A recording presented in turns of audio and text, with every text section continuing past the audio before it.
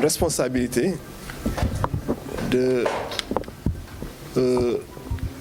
poser des actes et de prendre ses responsabilités devant des situations où en tout cas le vivre ensemble est menacé, mais où les valeurs intrinsèques islamiques que des figures islamiques, que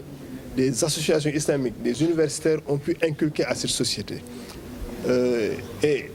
depuis quelques jours, nous avons été au courant d'une situation où, en tout cas, des structures étrangères, mais exerçant au Sénégal, ont eu à poser, en tout cas, des actes qui puissent, disons, vulgariser ou bien défendre les droits de certains groupes qu'on peut appeler, en tout cas, hors normes. Parmi ces groupes, on peut citer un phénomène qu'on appelle l'homosexualité. Nous, en tant que cadre unitaire, en tout cas, nous avons pris notre responsabilité pour condamner cet acte,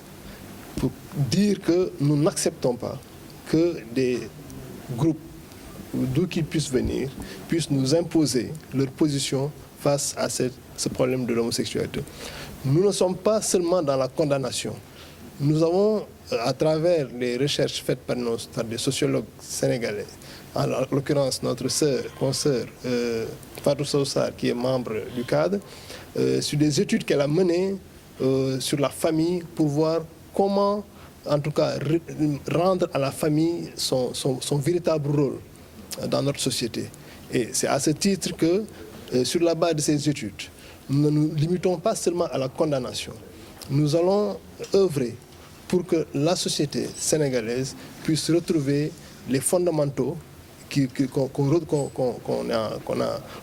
inculque à ses membres au sein de la famille, au sein de la cellule familiale, pour que de telles dérives ne puissent pas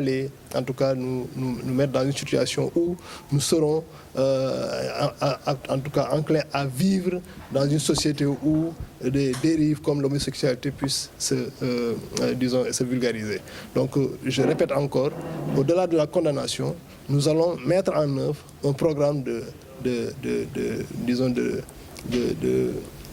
restitution des valeurs,